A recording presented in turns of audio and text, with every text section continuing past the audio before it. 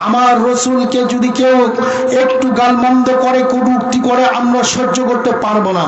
আমার বাবাকে নিয়ে কথা বললে সেটা মেনে নিতে পারি, আমাকে নিয়ে সমালোচনা করলে সেটাও মেনে নিতে পারি, কিন্তু আমার রসুলকে নিয়ে যদি কেউ বাজে মন্তব্য করে, না আমি জমিনে থাকবো, আর না হয় তার জিন্দা দাফন হবে। কথা বলেন ঠিক না?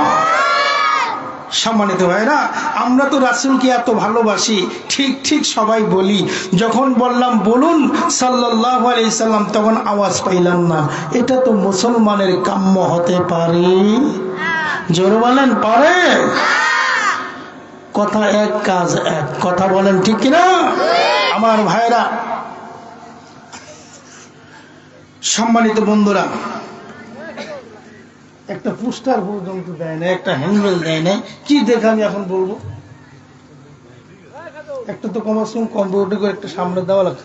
এই পিছনে ঘুরবো, এত বড় নাম কি মনে থাকে? HRM নাকি বলেন? মোহাম্মদিয়া ইসলামিক একাডেমি মাদ্রাসার উন্নয়ন কল্পে আজকের এই মাহফিলের সম্মানিত সুযোগ্য মান্যবর সভাপতি মহোদয়, দিগার প্রধান অতিথিবৃন্দ, বিশেষ অতিথিবৃন্দ, অত্র এলাকার সুনামধন্য খ্যাতি সম্পন্ন হযরত উলামায়ে কেরাম, আজকের মাহফিলের প্রধান আকর্ষণ নাজিমউদ্দিন জামালপুরী সাহেব আমার আগে আলোচনা করে বাধিত করেছেন। আপনাদের একান্ত চেনা মুখ, পরিচিত মুখ, মুফতি শফিকুল ইসলাম হাবিবি সাহেব, আমার পিত্ত সমতুল্য মুরুব্বনিয়ে জাম, কলিজার স্পন্দন, আমার একান্ত আপনজন বন্ধুবর যুবক ভাইরা, পর্দার আড়ালে অবস্থাটা অবলা সরলা সর্বগুণে গুণান্বিতা আমার শিক্ষিতা মা ও বোনেরা, আমরা সর্বপ্রথম সেই রব্বে কারীমের সৌজন্যে কালিমাতুর শুকর আদায় করছি যে আল্লাহ তাআলা দয়া করে ময় করে ভালোবেসে আজকের এই জান্নাতের বাগানে আসবার এবং বসবার সুযোগ করেছেন। ইচ্ছা করলে আল্লাহ তাআলা আমাকে আপনাকে অসুস্থ বানায় রংপুরে পাঠায় দিতে পারতেন কিনা? ইচ্ছা করলে কায়দায় বেকায়দায় ফেলে মামলায় জর্জরিত করে কারাগারে কারারুদ্ধ করে রাখতে পারতেন কিনা? সর্বপ্রকার বালা মুসিবত থেকে ফানি করে স্বাধীনভাবে মুক্ত মঞ্চে জান্নাতের বাগানে আসবার মতো বসবার মতো সুযোগ যিনি দিয়েছেন, শুকরিয়া পাওয়ার তিনি অধিকারী হবেন, এটাই বাস্তব। কথা বলেন ঠিক কিনা? এজন্য আকাশ বাতাস মুখরিত করে সমস্ত শক্তি কণ্ঠনালীতে উজাড় করে দিয়ে মর্দে মুজাহিদের বেশে বলিয়ান কণ্ঠে সকলেই সমুদিত কণ্ঠে বলি আলহামদুলিল্লাহ। আমি জানতে চাই আপনাদের কণ্ঠে আরো আওয়াজ আছে না নাই? জোরে বলার আছে না নাই?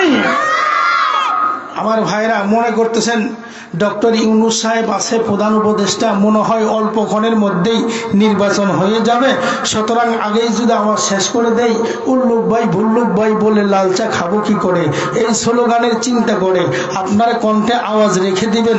বাজান, এটা সম্পূর্ণ নিমক হারামি হবে। কথা বলেন ঠিক কিনা?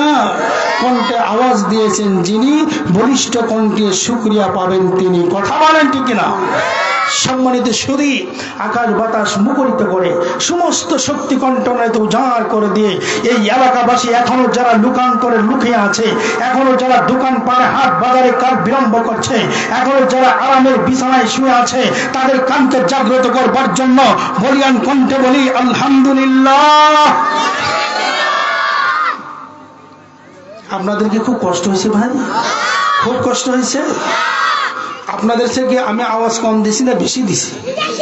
আপনারা তো আজকে হঠাৎ করে দিচ্ছেন, আপনাদের দোয়ায় আমি পড়াই দিনই দিচ্ছি আলহামদুলিল্লাহ।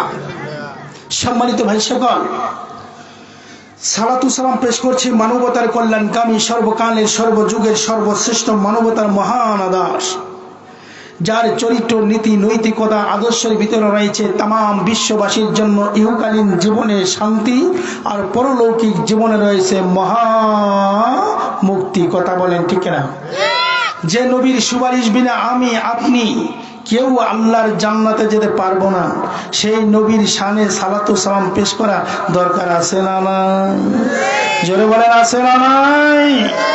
সালাতু সালাম পেশ করলে লাভ না লস? জোরে বলেন লাভ না লস?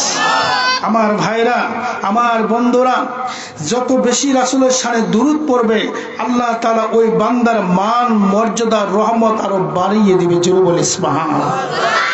আল্লাহ রাসূল সাল্লাল্লাহু আলাইহি সাল্লাম বলেন, মান সাল্লা আলাইয়া ওয়াহিদা সাল্লাল্লাহু আলাইহি আশারা মাররাতা, যে ব্যক্তি রাসূলের শানে একবার দুরূদ শরীফ পড়বে আল্লাহ রাব্বুল আলামিন তার রাসূলের ভালোবাসার খাতিরে ওই বান্দার উপর 10 বার রহমত নাজিল করবে। জোরে বলি সুবহানাল্লাহ। যে যত বেশি আল্লাহর রহমত পাবে সে তত বেশি তাড়াতাড়ি আল্লাহর জান্নাতে যেতে পারবে। কথা বলেন ঠিক না? জোরে বলেন ঠিক না ভাই? ঠিক। আমার ভাইরা, আপনারা আমার সাথে আওয়াজে আওয়াজ দিবেন তো? তাহলে তাল মিলাবেন তো ইনশাল্লাহ। আমি কিন্তু আস্তে কথা বলতে পারি না, আমি একটু বলিয়ান কণ্ঠেই কথা বলি, জোর আওয়াজেই কথা বলি। মন খারাপ করবেন কি? আমার ভাইরা, হক কথা যদি সত্যভাবে হয়, হক কথা যদি একটু চড়া আওয়াজে হয়, তাতে কি কোনো সমস্যা হয়?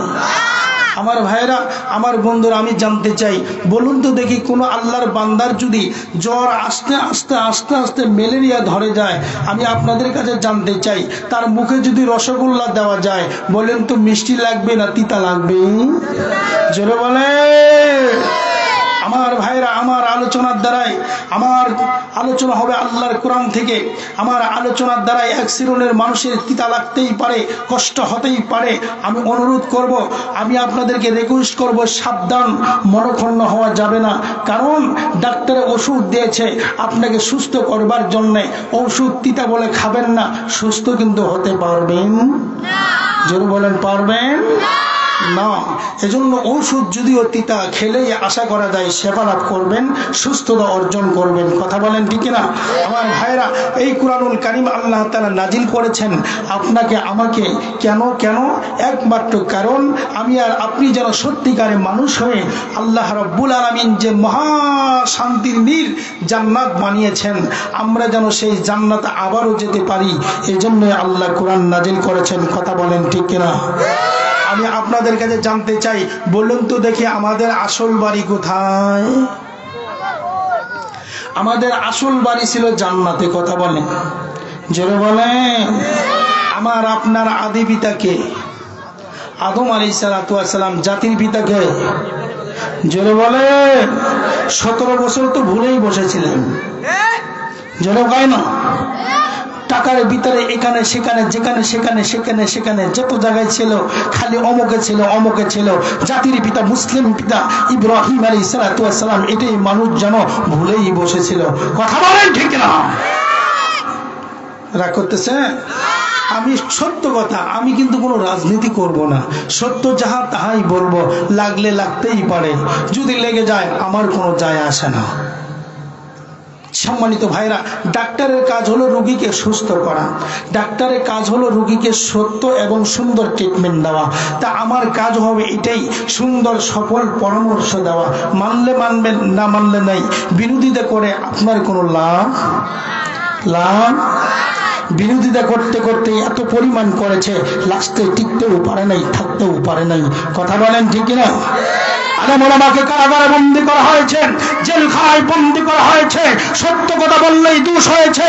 যারা সেঞ্চুরি করেছে তারা ফুলের মালা দিয়ে জেলখানাতে বেরিয়েছে, আর যারা কোরআনের দাওয়াত দিয়েছে, রাসূলের সুন্নাত দাওয়াত দিয়েছে, তারা জেলখানায় থাকতে থাকতে কেউ বা শাহাদাত বরণ করেছে, আবার কেউ বা লাঞ্ছিত গঞ্চিত অপমানিত হয়ে জেলখানাতে বেরিয়েছে। কথা বলেন ঠিক না? আমি কি কোনো রাজনীতি করলাম? সত্য যেটা সেটাই বললাম। কথা বলেন ঠিক কিনা? আমার ভাইরা, আমার বন্ধুরা, এজন্য আমি কোরআন থেকে কথা বলবো। যদি কারোর লেগে যায়, আল্লাহর রাস্তে মনে করবেন, আল্লাহ গফুরুর রহিম, আল্লাহ ক্ষমাশীল। আল্লাহ তুমি আমাকে ভুল হলে মাফ করে দাও, আমাকে সত্যের সন্ধানে সিরাতুল মুস্তাকিমে চলার তৌফিক দান করো। কথা বলেন ঠিক কিনা? আমার ভাইরা, এবার আমি আলোচনা শুরু করতে চাই। যদি আপনাদের সম্মতি পাই, আমার সাথে আওয়াজে মিল পাই, আলোচনা করতে চাই। আপনারা অনুমতি দিবেন কি ভাই? এবার আসুন, আমি আলোচনা কোথা থেকে করব এটা আপনাদের জানা দরকার। কুরআনুল কারীমে 15 নম্বর পারা। কত নম্বর পারা? জোরে বলেন, কত নম্বর পারা? 15 নম্বর পারা, সূরা বানী ইসরাইল, 17 নম্বর সূরা। সূরা বানী ইসরাইল 17 নম্বর সূরা। এই সূরা থেকে আপনাদের সামনে আমি মাত্র 23 নম্বর আয়াত তেলাওয়াত করেছি। রসুলের অসংখ্য অগণিত হাদিসুল মুবারাকা থেকে আপনাদের সামনে মুসলিম শরীফের একটি হাদিস চয়ন করেছি। আয়াত এবং হাদিসকে কেন্দ্র করে আমি আমার সময়ের নির্ধারিত সময়ের মধ্যেই আলোচনা গুছিয়ে নেব ইনশাআল্লাহ। আল্লাহ রাব্বুল আলামিন যেন আমাকে তৌফিক দান করেন, এজন্য আপনাদের কাছে দোয়া চাই। ওমা তৌফিক ইল্লা বিল্লাহ, সুবহানাকা লা ইলমা লানা ইল্লা মা আল্লামতানা ইন্নাকা আনতাল আলিমুল হাকীম। সুবহানাকা লা ফাহমা লানা ইল্লা মা ফাহিমতানা ইন্নাকা আনতাল জাওয়াদুল কারীম। রব্বি জিদনি ইলমা, রব্বি জিদনি ইলমা, রব্বি ইশরাহ লি সাদরি ওয়া ইয়াসসির লি আমরি ওয়াহলুল উকদাতাম মিন লিসানি ইয়াফকাহু কওলি ইয়া মুস্তাআন। আমার ভাইরা একটু গভীর মনোযোগ, আল্লাহর কোরআন থেকে আলোচনা চলবে। তবে আল্লাহর কোরআন থেকে আলোচনা চলার জন্য, শোনার জন্য সিস্টেম, নিয়ম, ফর্মুলা আছে না নাই? জোরে বলেন আছে না নাই? আমার ভাইরা, আমি আপনাদের কাছে জানতে চাই, আমার কাছে একটা মোবাইল আছে, আপনার কাছেও একটা মোবাইল আছে। শেয়ার হিট যদি দিতে চাই, এই শেয়ার হিট দিতে গেলেও এর কোনো নিয়ম কানুন আছে না নেই? জোরে বলেন আছে না নাই? সম্মানিত ভাইরা, ঠিক তদরূপভাবে আমি এই মুহূর্তে আপনাদের শিক্ষক হিসাবে বসে গেলাম, আপনারা আমার ছাত্র বা শিক্ষার্থী হিসাবে বসে গেলেন। আপনারা যদি আমার দিকে মনোনিবেশন করতে পারেন, আশা করা যায় আপনারা কিছু পেতে পারেন। আপনারা যদি কুরআনুল কারীমের সিস্টেম অনুযায়ী শুনতে পারেন, আশা করা যায় আপনারা হেদায়েত প্রাপ্ত হবেন। জোরে বলি সুবহানাল্লাহ। বক্তব্য আমার না, বক্তব্য স্বয়ং উপরওয়ালা আমার আল্লাহর। জোরে বলি সুবহানাল্লাহ। আমার আল্লাহ রাব্বুল আলামিন তামাম বিশ্ববাসীকে, পৃথিবীর মানুষকে ডাক দিয়ে বলে, পৃথিবীর মানুষেরা শোন, আমি রব্বুল আলামিন কুরআনুল কারীম নাজিল করেছি মানবতার কল্যাণের জন্য, মানুষকে মুক্তি দেবার জন্য। এই মানুষগুলি বাবা আদম সূত্রে তারা জান্নাতের বাসিন্দা ছিল, বাবা আদম সূত্রে তারা আবার দুনিয়ার জমিনে আসছে। এই দুনিয়ার থেকে আমি আল্লাহ তাআলা তাদেরকে পর্যায়ক্রমে আবার জান্নাতের মালিক বানাবো। এজন্য আমি আল্লাহ ঘোষণা করে দিয়েছি, আদম রে, তোমার কাছে যখন আমি আল্লাহর পক্ষ থেকে কিতাব যাবে, যুগ যুগান্তরে আমার পয়গম্বর নবীরা যখন দাওয়াত নিয়ে যাবে, যারা এই দাওয়াত গ্রহণ করবে আর কিতাব গ্রহণ করবে, আমি আল্লাহ ঘোষণা করে দিলাম তাদের কোনো টেনশন থাকবে না। নো টেনশন গো ফুর্তিতে আবারও তারা ওয়ারিস সূত্রে আমি আল্লাহর জান্নাতের মালিক হয়ে যাবে। জোরে বলেন সুবহানাল্লাহ। اهبطوا منها جميعا فإما يأتينكم مني هدى فمن تبع هدايا فلا خوف عليهم ولا هم يحزنون।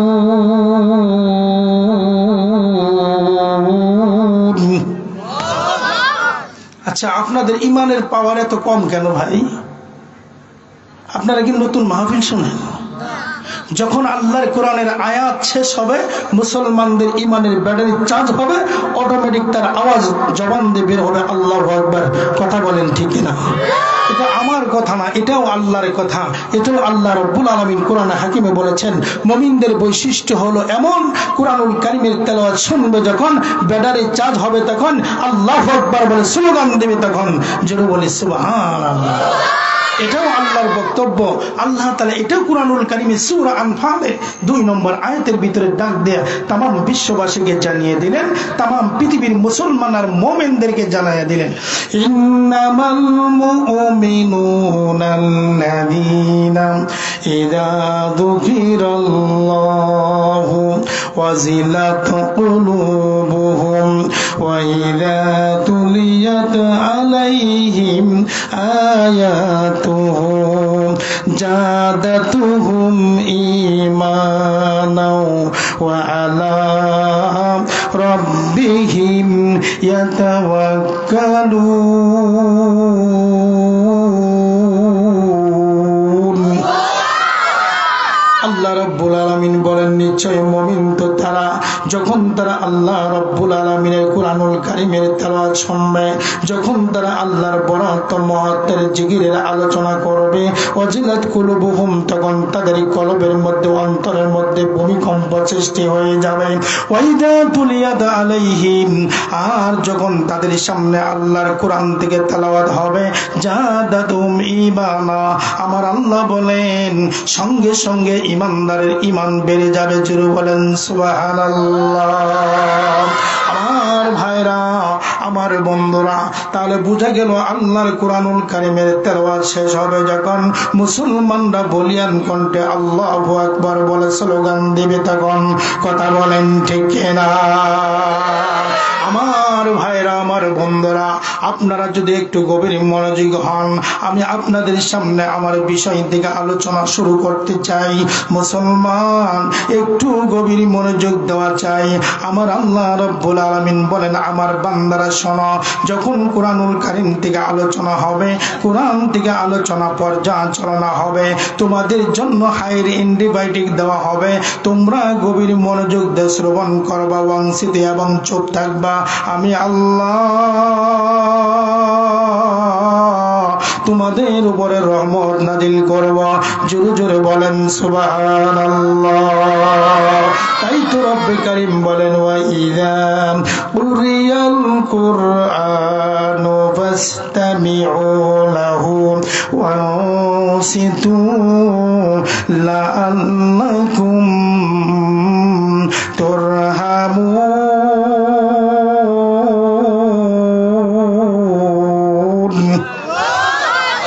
আল্লাহ রাব্বুল আলামিন বলেন, পৃথিবীর ইমানদার মুমিন মুসলমানেরা একটু গভীর মনোযোগী হও। ওয়াইদা কুরিয়াল কুরআন, যখন তোমাদের সামনে আল্লাহর কুরআন তেলাওয়াত করা হবে, কুরআনের আলোচনা করা হবে, কুরআনের জিকির করা হবে, ফাসতামিউ লাহু, তোমরা সেটা গভীর মনোযোগ দিয়ে শ্রবণ করবে, ওয়ানসিতু, এবং তোমরা সেটা একবারে সাইলেন্ট আর নীরবতার সাথে শ্রবণ করবে। যদি তোমরা এই দুইটা গুণ অর্জন করতে পারো, এক নম্বর হলো মুখ থাকবে বন্ধ, দুনিয়াবি কোনো কথা চলবে না, একমাত্র আল্লাহর জিকির ছাড়া। দুই নম্বর হলো একজন আরেকজনের দিকে অমনোযোগী হয়ে যাবে না, একজন আরেকজনের দিকে মনোনিবেশন করে আলোচনার দিকে বিমুখ হওয়া যাবে না। এই দুইটা গুণ যদি তোমরা অর্জন করতে পারো, আমি আল্লাহ ঘোষণা করে দিলাম, লা আল্লাকুম তুরহামুন, আমি আল্লাহ তোমাদের উপর রহমত নাজিল করব। আমার ভাইরা, আমার বন্ধুরা, তাহলে কুরআনুল কারীমের আলোচনা শুনবার সিস্টেম এটাও আল্লাহ তাআলা কুরআনে হাকিমের ভিতরে বর্ণনা করে দিলেন। পৃথিবীর মানুষেরা, তোমরা যদি কুরআনুল কারীমের আলোচনা যদি এরূপভাবে শুনতে পারো, মনোযোগ সহকারে শ্রবণ করতে পারো, আর যদি তোমরা সেটা বোঝার জন্য চেষ্টা করো, আমি আল্লাহ ওয়াদা দিলাম, আমি আল্লাহ ঘোষণা করে দিলাম, আমি আল্লাহ তাআলা তোমাদের উপর রহমত নাজিল করব। আর যুগ যুগান্তরে আল্লাহর রহমত প্রাপ্ত হবে যারা, আল্লাহর জান্নাতি হবে তারা। আমার ভাইরা, আমি আপনাদের সামনে আল্লাহর কুরআন সূরা বনী ইসরাঈল থেকে 32 নম্বর আয়াত তেলাওয়াত করেছি। আমার ভাইরা, এই আয়াতের ভিতরে রব্বে কারীম বলেন, আমি আল্লাহ ফয়সালা করে দিয়েছি, চূড়ান্ত ফয়সালা করে দিয়েছি। ওয়াকাদা রাব্বুকা আল্লা তা'বুদু, আমি আল্লাহ চূড়ান্ত ফয়সালা করে দিয়েছি, তোমরা একমাত্র আল্লাহ ছাড়া আর কারো ইবাদত করতে পারবে না। জোরে বলেন, পারবে না। ইবাদত চলবে কার? গোলামি চলবে কার? আমরা গোলাম কার? আমাদের সৃষ্টিকর্তা কে? আসমানের সৃষ্টিকর্তা কে? এই জমিন সৃষ্টিকর্তা কে? কুল কায়নাতের সৃষ্টিকর্তা কে? तमाम পৃথিবীকে সৃষ্টি করেছে কে? সৃষ্টি করেছেন যিনি, ভালো জানেন তিনি। কথা বলেন ঠিক না? আল্লাহ বলেছেন, আল্লাহ তা'বুদু ইল্লা ইয়াহু, পৃথিবীর মানুষেরা একমাত্র আমি রব ছাড়া তোমরা পৃথিবীর কোন মানুষের গোলামি করতে পারবে না, কোন তন্ত্রের গোলামি করতে পারবে না, কোন মন্ত্রের গোলামি করতে পারবে না। গোলামি তো হবে একমাত্র আমি আল্লাহ, কারণ সৃষ্টি করেছে আমি আল্লাহ, আসমান বানিয়েছে আমি আল্লাহ, জমিন বানিয়েছে আমি আল্লাহ, বিশাল বড় সূর্য বানিয়েছে আমি আল্লাহ, চন্দ্র বানিয়েছে আমি আল্লাহ, কোটি কোটি তারকা বানিয়েছে আমি আল্লাহ। ওয়া আনজালনা মিনাস সামাই মাআন ফাআখরাজা বিহি মিনাস সামারাতি রিজকাল লাকুম, আসমান থেকে বৃষ্টি বর্ষণ করে আমি, জমিনকে সবুজ সবলা করে আমি, সেখান থেকে সুন্দর সফলা ফসল ফলাই আমি, খাও তুমি, সব কিছু করো তুমি, আর গোলামি করবা না আমার, তোমার গোলামি করবা তাগুতের, তুমি গোলামি করবা লেনিনের, তুমি গোলামি করবা কালমাসের। এটা হতে পারে না, একমাত্র আল্লাহ ছাড়া আর কারো কোনো গোলামি পৃথিবীর কোনো মানুষ করতে পারে না, পারে না, পারে না। আমার ভাইরা, আমার বন্ধুরা, গোলামের কাজ হলো গোলামি করা, নাকি বলেন? আর মালিকের কাজ হলো যথাসময় তাকে পারিশ্রমিক দেওয়া। কথা বলেন? আপনি সকালবেলা একটা দিন মজুর নিয়েছেন, সারাদিন জমিনে ফসল কেটেছেন, সন্ধ্যা হলে তাকে বিল দিতে হবে, এটাই বাস্তবতা। ঠিক তদ্রূপ ভাবে আল্লাহ বলেন, আসমান বানালাম আমি, জমিন বানালাম আমি, সব কিছু ভোগ করবে তুমি, গোলামি করবে না আমার, এটা হতে পারে না। তোমার রিজিকের দায়িত্ব গ্রহণ করেছে আমি, যার কারণে আসমান থেকে বৃষ্টি বর্ষণ করে আমি, রিজিকের দায়িত্ব নিয়েছে আমি। যখন বাংলাদেশে মানুষের সংখ্যা ছিল মাত্র 606 কোটি, তখন মানুষ না খেয়ে মারা গেছে। আজকে বাংলাদেশে প্রায় 21.5 কোটি মানুষ, এখন খাদ্য খাওয়ার মতো মানুষের অভাব। কথা বলেন ঠিক কিনা? জোরে বলেন ঠিক কিনা? যে জমিনে বছরে একবার ফসল ফলাতেন, কয়বার? আমি যখন ছোট্ট ছিলাম শুধুমাত্র আউশ ধান বয়াইতাম, ধানের মধ্যে শুধু আউশ ধান চিনতাম, খাল বিলে দেখতাম বুড়ো ধান। আমার ভাইরা, বছরে একবার ধান হতো, চিনা হতো, দেনছি হতো। কথা বলেন মুরব্বীরা, কথা বলেন ঠিক না বেঠে? তখন মানুষের বিদ্যা বুদ্ধির অভাব ছিল, মূলত বিদ্যা বুদ্ধির অভাব ছিল না। তদানীন্তন সময়ের মানুষরা যত জ্ঞানী ছিল, এখনকার যুগের মানুষরা বিসিএস ক্যাডার হতে পারে, এত জ্ঞানী হতে পারে না। কথা বলেন ঠিক না? আমার তাই যদি না হতো, ক্লাস 8 পাস করে কাজী নজরুলের কবিতা এখনো চলে। আমার ভাইরা, কত ধরনের ছোট ছোট শিক্ষিত মানুষের কবিতা এখনো চলে, আর এখনো কত বিসিএস ক্যাডার আছে, ক্ষমতা নাই একটা কবিতা লেখে। রাগ করতেছে? বাস্তব কথা বলছি না? এখন শিক্ষিতদের দিমাগ বেড়েছে, শিক্ষিতদের স্টাইল বেড়েছে, শিক্ষিত হতে হতে মানুষ থেকে পশুত্ব জীবন যাপন করছে। কথা বলেন, কথা বলেন, কথা বলেন ঠিক না? পিতা মাতা এত কষ্ট করে মাথার গাম পায়ে ফেলে সন্তানকে লেখাপড়া করায়। যখন তারা প্রাথমিক বিদ্যালয় পড়ে, মাথা ঢেকে ঢেকে চলে। যখন তারা হাই স্কুলে যায়, একটু হাই হয়, একটু বড় হয়, শয়তান এসব বাসা বাঁধে, মাথার কাপড় বুকে আসে। কথা বলেন ঠিক না? আমার ভাইরা, আর যখন এরা ভার্সিটির মাল হয়, অন্য আটলান্টিক মহাকারে নিক্ষিপ্ত হয়। জোরে জোরে জোরে আমার ভাইরা, হাইরে শিক্ষিত সমাজ। আজ থেকে 30 বছর আগের ইতিহাস দেখলে দেখতে পারি, আমার মুরব্বি বাজান বিবাহ করেছে, বউ নিয়ে আসবে শ্বশুর বাড়ি থেকে। আমার ভাইরা, তখন তো ছিল পাও রিস্কা, নাকি বললেন? জোরে বলেন। এই পাও রিস্কা পেটেল মেরে চলে। এই পাও রিস্কায় যখন আমাদের রাজা আর রানী বসবে, তারপরও আবার কাপড় দিয়ে ঢেকে দিছে। জোরে জোরে আমার ভাইরা, তাও নতুন কাপড় দেয় নাই, কারণ মানুষ দেখবে, মাইন করবে। কথা বলেন ঠিক না বেঠে? আমার ভাইরা, পুরাতন কাপড় দিত যাতে করে মানুষ চোখ না লাগায়।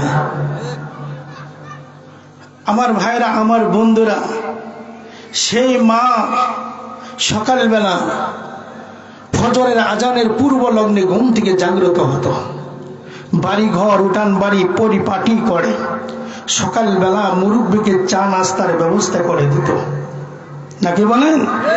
আল্লাহর বান্দা কোরআন পড়তো, ফজর নামাজ পড়তো, গুনগুন করে কোরআনুল কারীমের তেলাওয়াত করত। প্রতিটা বাড়ি থেকে গুনগুন করে কোরআনুল কারীমের তেলাওয়াতের আওয়াজ ভেসে আসতো। জোরে জোরে কথা ঠিক না ঠিক? আমার ভাইরা, সেই মানুষ আছে? সেই মানুষ আছে? আমার ভাইরা, সময়ের পরিবর্তনে মানুষগুলি এমন হয়ে গেল, এখন আর সকালবেলা নাস্তা বাড়িতে হয় না, এখন চায়ের দোকানে যায় পরোটা খেতে হয়।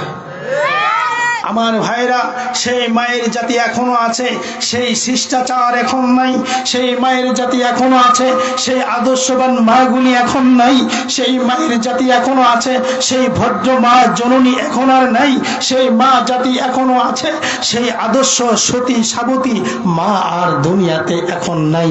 কথা বলেন ঠিক কিনা? এখন যদি তালাশ করি আপনাদের এলাকাও দেখতে পারবো 60% মেয়েরাই পরকীয়ায় জড়িত। জোরে আমার ভাইরা, এইগুলি নষ্ট হওয়ার মূল কারণ হলো এদের হাতে টাচ মোবাইল। টাচ মোবাইলে যাওয়ার পরে প্রযুক্তির নাম বলে আর প্রগতিশীলের নাম বলে চলে যায় অন্য জগতে। আমার ভাইরা, সিনেমা হলে যেটা চলে না, এখন তারা হাতের মোটে সেটা চলে। জোরে মন খারাপ করতেছে? কথা সত্য না মিথ্যা? আমার ভাইরা, এই জন্য আজকে মা বোনেরা সকালবেলা আর ঘুম থেকে ওঠে না, কুরআনুল কারীম তেলাওয়াত করে না। কুরআনুল কারীম যদি একটা বাড়িতে থাকে, থাকতে থাকতে সেটা ডেট এক্সপায়ার। কথা বলেন, বুড়া হয়ে গেছে। বাড়িতে যদি টিভি থাকে, সেই টিভিটাকে দিনে 10 বার পরিষ্কার করে, আল্লাহর কোরআনটা একবারও পরিষ্কার করে না। মাসকে মাস, বছরকে বছর, শেষ পর্যায়ে ওকেজু মাল হিসাবে কওমি মাদ্রাসায়, হাফিজি মাদ্রাসায়, এরকম মোহাম্মদিয়া মাদ্রাসায় অথবা মসজিদে দান করে দেয়। আল্লাহর কোরআন পড়তে চায় না, আল্লাহর কোরআনকে বাড়ি থেকে বিতাড়িত করে দেয়। আল্লাহ তাআলা এজন্য রহমত বরকত বাড়ি থেকে উঠায় নেয়। কথা বলেন ঠিক কিনা? সকালবেলা ঘুম থেকে উঠতেই হাজবেন্ডের সাথে দ্বন্দ্ব, সকালবেলা দ্বন্দ্ব করে বাড়ি থেকে বের হয়, সন্ধ্যাবেলা হাজবেন্ড বাড়িতে আসলে আবার দ্বন্দ্ব শুরু হয়। জোরে আগের যুগের মা বোনেরা হাট বাজারে খুব মার্কেট করতো, তাই না? করতো। আগের যুগের মা বোনদেরকে যদি হালুয়া পান্ডিতে পিটাইতে পিটাইতে সাইজ করে ফেলাইতো, তারপরেও কোনোদিন স্বামীরে কোনোদিন আপনি ছাড়া তুমি কইয়া ডাক দেয় না। চলো বলেন। আর বর্তমান যুগে ডিজিটাল হাইরে মাতাতাল ব্রেনটাল লেখাপড়ার নামে কুশিক্ষা অর্জন করে স্বামীকে এখন তুইমুই করে নিয়ে দিকে বলে, আবার নাম ধরেও ডাকে। ঠিক না ব্যাঠে? জোরে বলেন ঠিক না ব্যাঠে? এইগুলি দেখে দেখে তার মেয়েরাও শিখে, ছেলেরাও শিখে। 2 দিন পরে এরাও এই মার্কেট জারি করে। আমার ভাইরা, একমাত্র কারণ হলো কোরআন তারা দূরে ফেলেছে, আল্লাহর রহমত বরকত সব কিছু আল্লাহ তাআলা তার থেকে তুলে নিয়েছে, যার কারণে সেই বাড়ি আর বাড়ি নাই, অশান্তির দিবানয় হচ্ছে। কথা বলেন ঠিক না? আমার ভাইরা, আল্লাহ রাব্বুল আলামিনের জন্য বলেন, পৃথিবীর মানুষেরা শোনো, আমি আল্লাহ ঘোষণা করে দিলাম, পৃথিবীর মানুষেরা আল্লাহ তা'বুদু ইল্লা ইয়াহু, পৃথিবীর মানুষেরা একমাত্র আল্লাহ ছাড়া আর কারো গোলামি চলবে না, আর কারো দাসত্ব চলবে না, আল্লাহর গোলামি করতে হবে। আমার ভাইরা, আপনার বাড়িতে যদি কোনো কিষান নেন, কৃষক নেন, সকালবেলা জমিতে লাগায় দেন, আল্লাহর বান্দা যদি সারাদিন তাল বাহানা করে এদিক সেদিক করে সময় কাটায়, সন্ধ্যাবেলা যখন মজুরি দেওয়ার সময় হবে, আমি জানতে চাই আপনারা মজুরি কি তার হাতে দিবেন না পিঠে দিবেন? জোরে বলে। বেটা, দায়িত্ব পালন করার বেলায় গুলালো, এবার টাকা নেওয়ার জন্য তুমি খুব চালু। কথা বলে। আমি এবার আপনাদের কাছে জানতে চাই, আসমান বানালেন আল্লাহ, জমিন বানালেন আল্লাহ, কুল কায়নাত সৃষ্টি করলেন আল্লাহ, গাছপালা, তরুলতা, বৃক্ষলতা সবকিছু বানালেন আল্লাহ, গরু ছাগল মহিষ যা কিছু আছে আপনারা ব্যবহার করছেন, সবগুলি বানালেন আল্লাহ আপনার গোলামি করার জন্য, আপনার সেবা করার জন্য। সব নিয়ামত ভোগ করলেন আপনি, আর আপনি আল্লাহর নাফরমানি করবেন, আর আপনি বলবেন আমি আল্লাহর জান্নাতে যেতে চাই। জান্নাত কি পিঠে না হাতে? জোরে জোরে জোরে। এর থেকে বাংলা ওয়াজ আছে ভাই? আমার ভাইরা, আমার বন্ধুরা, একমাত্র ইবাদত করতে হবে কার? জোরে বলে।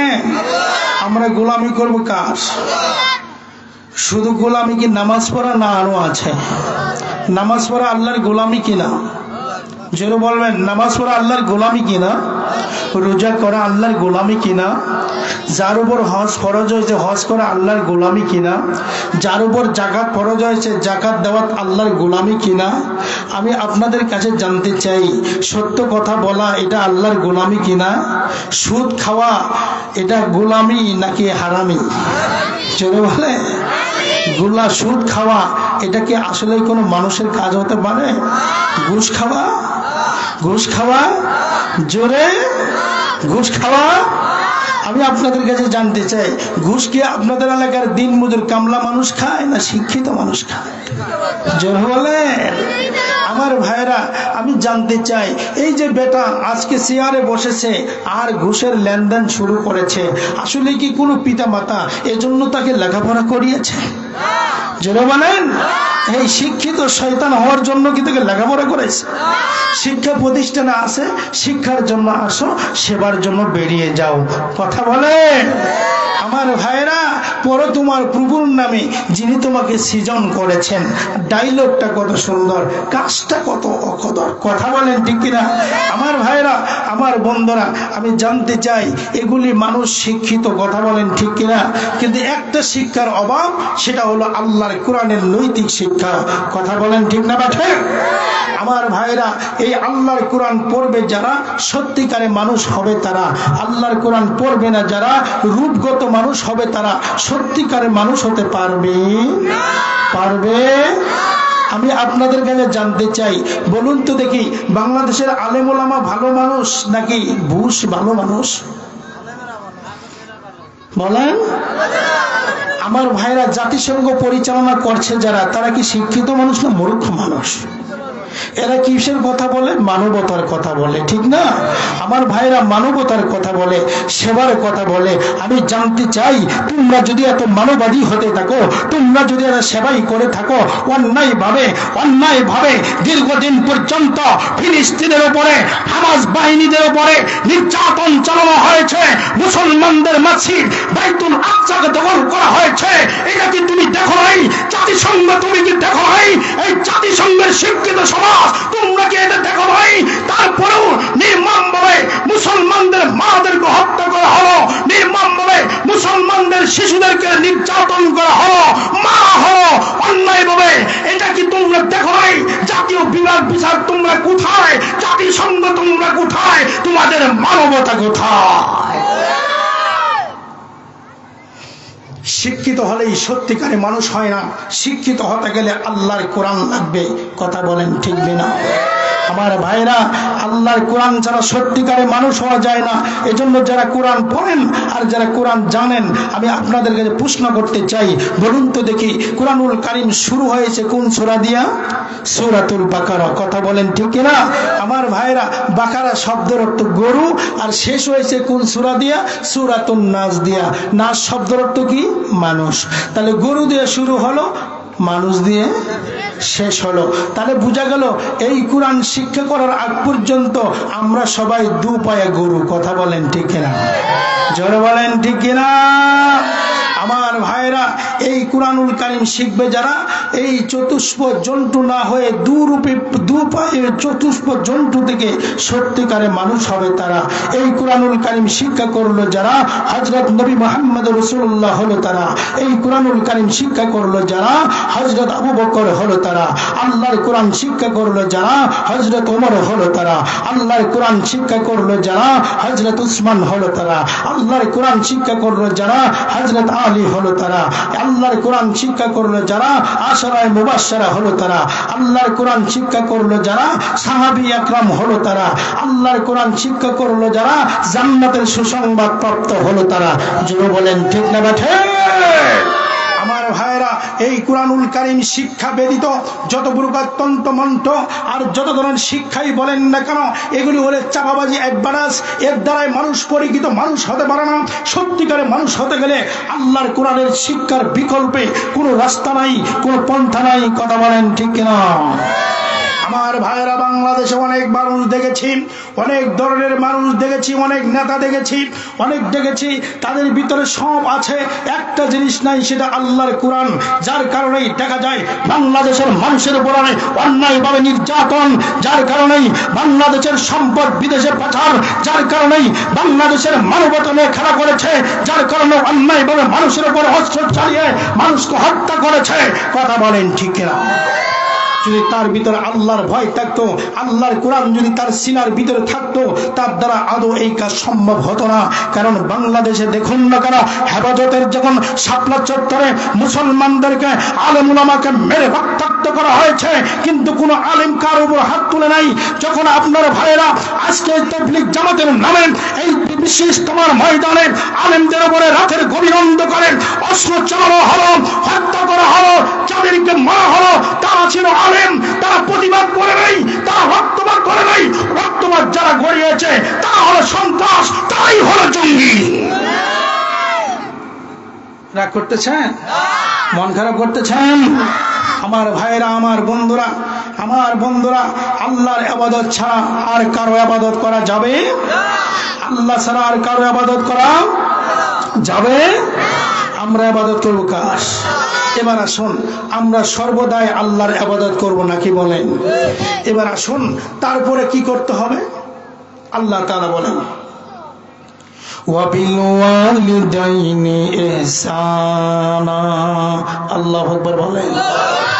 আল্লাহ বলেন আমি চূড়ান্ত ফায়সালা করে দিয়েছি, একমাত্র আমি আল্লাহ ছাড়া আর কারো ইবাদত করতে পারবে না। তারপর কি করবে? ওয়ালিদাইনি ইহসানা, এবং তোমরা তোমাদের বাবা মার উপর ইহসান করবে। বর্তমানে এই জিনিসটা আমাদের সমাজে বড়ই অভাব। জোরে বলেন, বড়ই অভাব। বর্তমান যুগে, ডিজিটাল যুগে, প্রযুক্তির যুগে বৌমারা আর শ্বশুরের খেদমত করতে, জোরে বলে, শ্বশুরের খেদমত করতে, শাশুড়িরও খেদমত করতে চায় না। বেটা তো সময়ই পায় না। কথা বলেন ঠিক না? এ ভাইরা, আমার বন্ধুরা, তুমি যদি তোমার বাবা মাকে চিনতে না পারো, তুমি যত বড় মুক্কা সাহেবের ইমাম সাহেব হও না কেন, মদিনা মনোয়ারার ইমাম সাহেব হও না কেন, তুমি যত বড় লেকচারার, যত বড় বক্তা হও না কেন, তোমার মতো কুলাঙ্গার পৃথিবীতে আর কেউ নয়। আমার ভাইরা, যত বড়ই শিক্ষিত হন না কেন, আপনি যদি আপনার পিতামাতার প্রতি অনুগ্রহ করতে না পারেন, পিতামাতার সেবা যত্ন ভালোবাসা আদর দিতে না পারেন, আপনার মতো শিক্ষিত আবু জাহেলের মতো শিক্ষিত কথা বলেন ঠিক না? এজন্য আল্লাহ রাব্বুল আলামিন ডাক দিয়ে বলেন, পৃথিবীর মানুষেরা, আল্লাহ তা'বুদু ইল্লা ইয়াহু ওয়া বিল ওয়ালিদাইনি ইহসানা। আমি আল্লাহ ঘোষণা করে দিলাম, পৃথিবীর মানুষেরা একমাত্র আমি আল্লাহ ছাড়া আর কারো গোলামি করতে পারবা না। আমি আল্লাহ তাআলা চূড়ান্ত ফায়সালা। তোমরা তোমাদের পিতামাতার খেদমত করবা, তোমার পিতামাতাকে ইহসান করবা, তোমাদের পিতামাতাকে কখনো কষ্ট দিবা না। আমার ভাইরা, আমার বন্ধুরা, আল্লাহ রাব্বুল আলামিন বলেন, পৃথিবীর মানুষেরা শোনো, তোমার পিতামাতাকে শুধুমাত্র খেদমত করে ক্ষান্ত হবা তা না।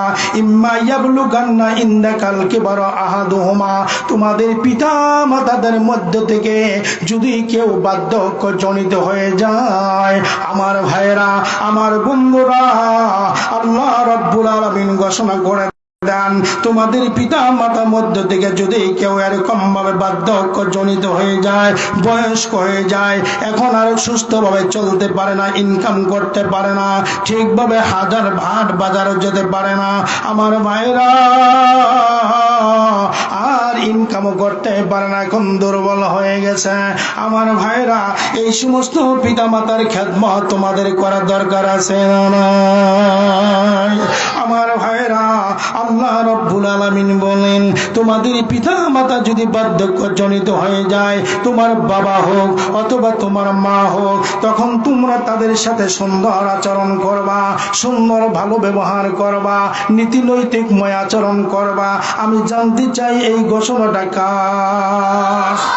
জোরে বলেন কার? আও কুলাহুমা ফালা তাকুল লাহুমা উফিন।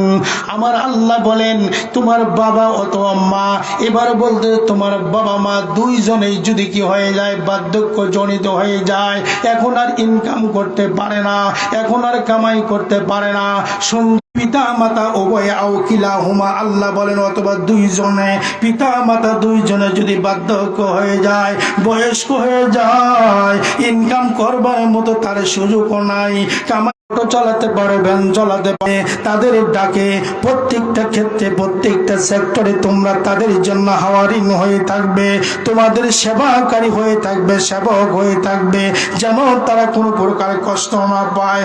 আল্লাহ রাব্বুল আলামিন বলেন ওয়ালা তানহারহুমা, অথবা তোমরা কখনো তোমাদের পিতামাতাকে কখনো ধমক পর্যন্ত দিবা না। পিতামাতা অসুস্থ কাতরাচ্ছে, এর জন্য তোমার ভালো লাগে না, পর্যন্ত শব্দ করার অধিকার তোমার নাই। পিতামাতাকে বার্ধক্য হয়েছে বিদায় ধমক দিবা, আল্লাহর বান্দা ধমক দেওয়ার অধিকারও আমার আল্লাহ তোমারে দেয় নাই। এজন্য মুসলমান পর্দার আড়ালের মা বোনেরা, তোমাদের কাছে আমাদের মুরব্বীরা বেশি থাকে, তোমাদের কাছে আমাদের মুরব্বীরা বেশি থাকে। মা বোনদেরকে রিকোয়েস্ট করেছে একটু গভীর মনোযোগ দিবেন। মায়েরা আমার, বোনেরা একটু মনোযোগ দিবেন। আপনারা হাসবেন তো সকাল থেকে সারাদিন আপনার ভালো একটু খাবারের জন্য, আপনার একটু ভালো কাপড়ের জন্য, আপনার বাড়িতে একটু সাজানোর জন্য, সারাদিন ফিল্ডে জমিনে ইনকামের জন্য ব্যস্ত থাকে।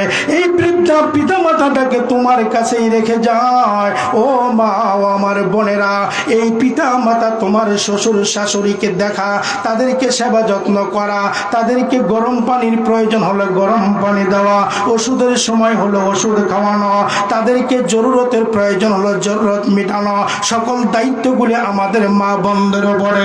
কথা বলেন মুসলমান, ঠিক কিনা? এই জন্য আমার মা, আমার কলিজার বোনেরা, একটু ভালো করে তোমরা শুনে নাও, একটু ভালো করে তোমরা বুঝে নাও।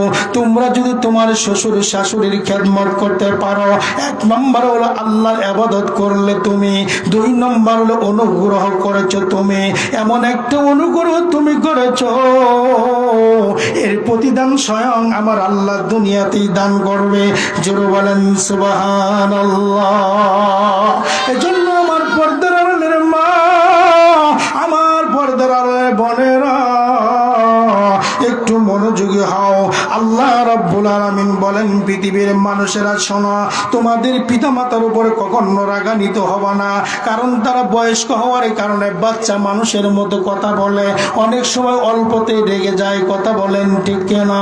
আমার ভাইরা, ছোট বাচ্চা যেরকম ভাবে খেলতামশা করে জিনিস নষ্ট করে ভেঙে ফেলে, অন্যরকম ভাবে মুরব্বী হয়েছে, যার কারণে এখন তার শরীর আর তার নিয়ন্ত্রণে নাই, তার হাতটাও তার নিয়ন্ত্রণে নাই, তার চক্ষুটার পাওয়ার কমে গেছে, চক্ষুটা তার নিয়ন্ত্রণে নাই, হাতটাও শিখতে পারে না, যার কারণে হাত থেকে হঠাৎ করে একটা জিনিস পরে ভেঙে যেতেই পারে। তাই বলে তোমার শ্বশুরকে তুমি গালি দিবা, তাই বলে তোমার শাশুড়িকে গালি দিবা না, না না। আল্লাহ বলেন ওয়ালা কুল্লাহুমা উফিন, আল্লাহ বলেন না না, বান্দা তাদের ব্যাপারে কোন প্রকার উফিন শব্দ পর্যন্ত করতে পারবা না, শব্দ পর্যন্ত করতে পারবা না। ওয়ালা তানহারহুমা, আল্লাহ বলেন বান্দা সাবধান সাবধান, তোমার বাবা মাকে কখনো তোমরা জারি দিয়ে কথা বলো না, কখনো মুস্কি হাসি দিয়ে কথা না বলে, কখনো কর্কশ ভাষায় কথা বলো না, কখনো দাঁত কিরমিরি করো না, কখনো চক্ষুটা গরম করে মুরব্বিদের তাকাইও না। আমার ভাইরা, কোন মানুষ যদি পিতা মাতার দিকে একবার মায়ের নজরে তাকায়, ভালোবাসার নজরে তাকায়, মদিনাওয়ালা নবী আমার ডাক দিয়ে বলেন, উম্মতেরা রে তোমরা শোনো, তোমরা যদি তোমার পিতা মাতার চেহারার দিকে মায়া আর ভালোবাসা আর মমতার নজরে তাকাতে পারো, আমি রাসূল ঘোষণা করে দিলাম কবুল হজের সওয়াব তোমাদের আমলনামায় লেখা হয়ে যাবে। আমার ভাইরা, এই পিতামাতা যখন বার্ধক্য হয়ে যাবে, তাদের সেবা যত্ন যে যত বেশি করবে, আল্লাহ তাআলা তার আমলনামায় ততই সওয়াব দেবে, তার আমলনামায় ততই সওয়াব দেবে। আমি জানতে চাই, পিতামাতার খেদমত করার হুকুম কার? জোরে বলেন কার? আপনি আজকে বড় শিক্ষিত মাস্টার ডাক্তার, আপনি বড় আলেম সাহেব, আপনার পিতামাতার খবর নিচ্ছেন না, পিতামাতার ধারে কাছে চাপছেন না। পিতা অসুস্থ, বাড়িতে পড়ে আছে, বেটাকে লেখাপড়া করে বিসিএস ক্যাডার বানিয়েছে, আল্লাহর বান্দা বড় অফিসার হয়েছে। এখন যদি এই বেটার বাবা যদি কখনো বুড়া মানুষ কষ্ট করে বেটার চাঁদ মুখখানা দেখার জন্য আশা করে যায়, যাওয়ার পরে এবার বাবাকে বাবা বলে পরিচয় দিলে প্রেস্টিজ নষ্ট হয়। কথা বলেন ঠিক কিনা? এমন কুলাঙ্গার কুশিক্ষিত মানুষ পৃথিবীতে দু চারটা আছে না? না, অনেকে আছে। অনেক বৌমা আছে যারা শাশুড়িকে শাশুড়ি পরিচয় দিলে লজ্জা পায়, বান্ধবীদের সামনে, বন্ধুদের সামনে শ্বশুরকে শ্বশুর পরিচয় দিলে লজ্জা পায়। আমি আপনাদেরকে অনুরোধ করে বলবো, সাবধান, সাবধান। আপনি যদি আপনার শ্বশুরের পরিচয় দিতে লজ্জা পান, কারণ তার চামড়া ঢিল হয়ে গেছে, সাইজ থেকে বেসাইজ হয়ে গেছে, এজন্য আপনার বন্ধুদের সামনে পরিচয় দিলে কেমন হয়? এ ধরনের বিবেক আপনি পেলেন কোথায়? জোরে বলেন, জোরে বলেন। রাগ করতেছেন? খারাপ লাগতেছে? শেষ করে দিব? আমার ভাইয়েরা, আমার বন্ধুরা, আল্লাহ রাব্বুল আলামিন কুরআনুল কারীমের ভিতরে ডাক দেয়া বলেন, পৃথিবীর মানুষরা শোনো, ওয়ালা তাকুল্লাহুমা উফিন ওয়ালা তানহারহুমা। আল্লাহ বলেন, তোমাদের পিতামাতার খেদমত করতে গিয়া কখনো তোমরা উ শব্দ পর্যন্ত করতে পারবা না। ওয়ালা তানহারহুমা, এবং তাদেরকে জারি দিয়া গালমন্দ করে কথা বলতে পারবা না। আমার ভাইরা, বর্তমান যুগে অনেক ভাইরা আছে, বন্ধুরা আছে, বাবার জন্য ওষুধ আনতে বললেই মন খারাপ, বেটার জন্য ওষুধ আনতে বললে মহা খুশি, আর বাবার জন্য ওষুধ আনতে বললে মন খারাপ। এমন কিছু ভাই বন্ধু আমার আছে না? আমি আপনাদের কাছে জানতে চাই, আপনার ছেলের জন্য ওষুধ আনতে বললে ওয়েলকাম জানান, আর আপনার বাবার জন্য ওষুধ আনতে বললে আপনার মনটা খারাপ হয়ে যায়। আমি জানতে চাই, আপনার ছেলেটা যেরকম মাত্র 3 বছর 4 বছর বয়স, এরকম একদিন 3-4 বছর বয়স আপনার আমার ছিল কি ছিল না? আমার ভাইরা, আমার বন্ধুরা, আমার ব্যাপারেও তো আমার বাবা মা ঠিক অনুরূপ ভাবেই খুশি হয়েছে, যেরূপ ভাবে আপনি খুশি হচ্ছেন।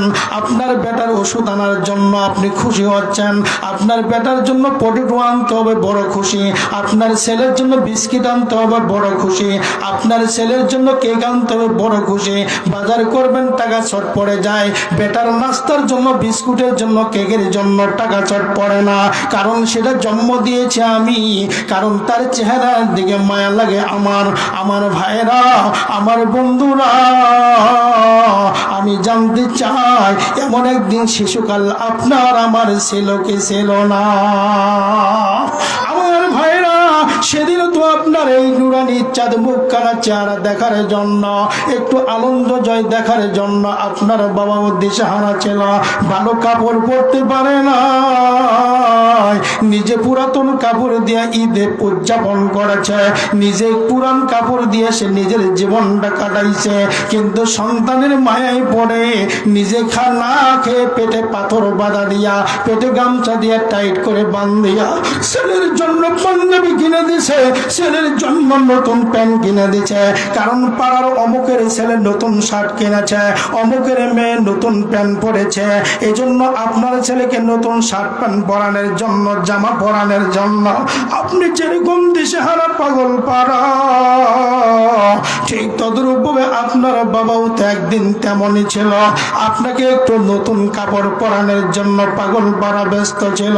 আমার মুসলমান, আমার ভাই ও বোনেরা, পর্দার আড়ালের মা বোনেরা, একটু ভালো করে বোঝার জন্য চেষ্টা করুন, একটু মাথাটা নিচু করে অনুধাবন করুন তো দেখি আমাদের হুজুর সাহেব যে সমস্ত বক্তব্যগুলি দিচ্ছে, কথাটা বাস্তব না বাস্তব একটু চিন্তা করে দেখো। আমার মুসলমান, আল্লাহ রাব্বুল আলামিন তার পরের আয়াতের ভিতরে ডাক দেয়া বলেন, ওয়াখফিদ লাহুমা জানাহাদ-দুল্লি মিনার রাহমা। আল্লাহ বলেন, যখন তোমাদের পিতামাতার বয়সটা যখন বেরিয়ে যাবে, তোমাদের পিতামাতা যখন শায়েখ হয়ে যাবে, যখন বৃদ্ধা হয়ে যাবে, তখন তোমরা তাদের উপরে তোমরা রহমতের চাদর দিয়ে বেষ্টনী দিয়ে দাও, রহমতের পাখার নিচে বেষ্টনী দিয়ে দাও। আমার মুসলমান ভাইদের আমি কেমনে বুঝাবো একটু জানি না, তবে একটা ধারণা নিয়ে নেন। আপনার বাড়িতে 20টা 30টা যখন মুরগির ডিম বের হয়, ডিম থেকে যখন বাচ্চা বের হয়, এই মুরগিটা দেখবেন বাচ্চা গুলে নিয়া বাড়ির আঙ্গিনায় চতুর্পাশে টু টু টু টু করে বাচ্চারে খানা খাওয়ায়। এমন সময় যদি তার শত্রু চির অথবা কাওয়া এসে যায়, দেখবেন আপনার বাড়ির মুরগিটা সমস্ত বাচ্চাগুলিকে তার পাকার নিচে জড়ায়া নেয়।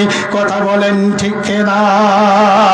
ঠিক তদরূপভাবে আল্লাহ রাব্বুল আলামিন সেটাই বলেছেন। আমার ভাইরা ওয়াকফিজলাহুমা জানাহুমা যুল্লি, আল্লাহ বলেন পৃথিবীর মানুষেরা ওয়াকফিজ মানে তোমরা ডেকে নাও, জানাহা যুল্লি, জানা মানে পাকা, যুল্লি মানে কি সান্ত্বনা, যুল্লি মানে ভালোবাসা, যুল্লি মানে কি ছায়া।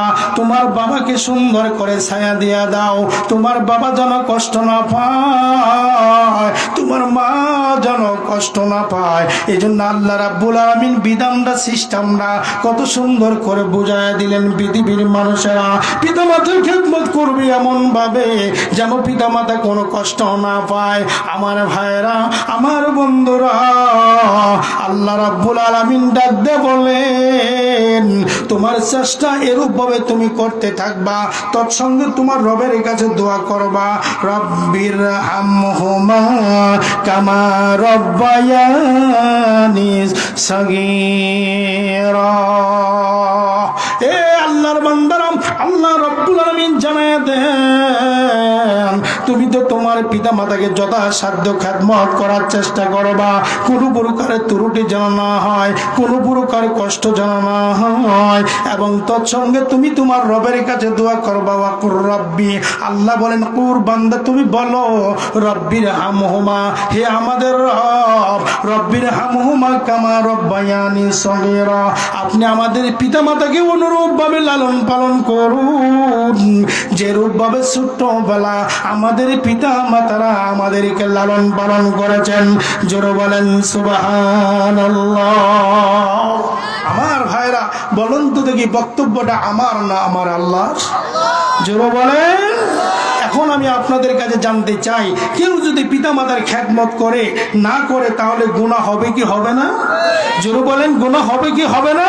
আমার ভাইরা, তাহলে দুইটা ইবাদত, এক নম্বর হলো আল্লাহ ছাড়া কারো গোলামি করা যাবে না, 2 নম্বর হলো পিতামাতাকে কখনো কোনো সময়ের জন্য একটু শব্দ পর্যন্ত করা যাবে না, কষ্ট দেওয়া যাবে না। আমার ভাইরা, পিতামাতাকে কষ্ট দিলে এর পরিণাম যে কত খারাপ, এর এক্সাম্পল হিসেবে ছোট্ট একটা ঘটনা আমি আপনাদের সামনে জানাতে চাই। এই ঘটনাটা আমার মন গড়া না, এই ঘটনাটা বানানো না। আশরাফ আলী থানভী রহমতুল্লাহ আলাইহি তিনি ঘটনা উপস্থাপন করেছেন। আমার ভাইরা, আমার বন্ধুরা, আপনারা কি শুনবেন? ভাই শুনবেন? আমার ভাইরা, আমার বন্ধুরা, সেটা হলো আল্লাহর এক বান্দা, 5 ওয়াক্ত নামাজি, দাড়িওয়ালা, টুপিওয়ালা, পাঞ্জাবিওয়ালা, রমজান মাসে রোজা রাখে, পিতামাতার সেবা যত্ন যথেষ্ট করতে থাকে, কোনো প্রকার সমস্যা নাই, কোনো ত্রুটি নাই। কিন্তু আল্লাহর বান্দার বড় হাউস, বড় শখ, তিনি যখন হজের মৌসুম আসে তখন আর নিজেকে চেক দিতে পারে না, বারবার মন চলে যায় সোনার মদিনা। জোরে বলি সুবহানাল্লাহ। ভাইরা আমার, সোনার মদিনা তো আসলেই এমনই যে একবার গিয়েছে বারবার তার মন কাঁদে, চলে যাবে সোনার মক্কা মদিনা। গিয়েছিলাম, দেখে এসেছি, বারবার মনে চায় যে আল্লাহ তুমি আমাকে তৌফিক দাও, আমি যেন প্রতি মাসে যেতে পারি, আমি যেন প্রতি বছরে যেতে পারি, কারণ সোনার মক্কা মদিনা একবার যে গেছে সে কোনোদিন ভুলতে পারে না। এজন্য আল্লাহর বান্দা ঠিক ততরূপ ভাবে বারবার তার মনের ভিতরে হজর মৌসুম আসলেই আনচাল শুরু হয়ে যায়। আল্লাহর বান্দা হজে যাবে, নিজেকে আর চেক দিতে পারে না। একদিন তার মাকে বলতেছে, মা আমি তো দীর্ঘদিন থেকে হজ করতে যেতে চাই, আমি নফল হজ করতে যেতে চাই, মা তুমি আমার অনুমতি দাও না মা। এবার মা ডাক দেয়, বলতে বেটা রে, তুমি যদি এরকম ভাবে হজ করার জন্য যাও, আমি তো বার্ধক্য জনিত মানুষ, আমার সেবা করবে কে? কে, আমার খেদমত করবে কে? বেটা যাওয়া যাবে না। 1 বছর যায়, যেতে পারলো না। আবার তার পরের বছর আবার একই অবস্থা, মা মরেও না, বাঁচেও না, সুস্থ হওয়ার সুযোগও নাই। আমার ভাইরা আবার বলতেছে, মা আমি তো আর মনকে বাদ মারাতে পারছি না, আমার মন তো বারবার চলে যায় সোনার মুখা মদিনা। মা তুমি আমাকে একটু অনুমতি দাও না মা। এবার বলতেছে, বেটা তুমি যদি হজে যাও তাহলে আমার সেবা করবে কে, আমার খেদমত করবে কে?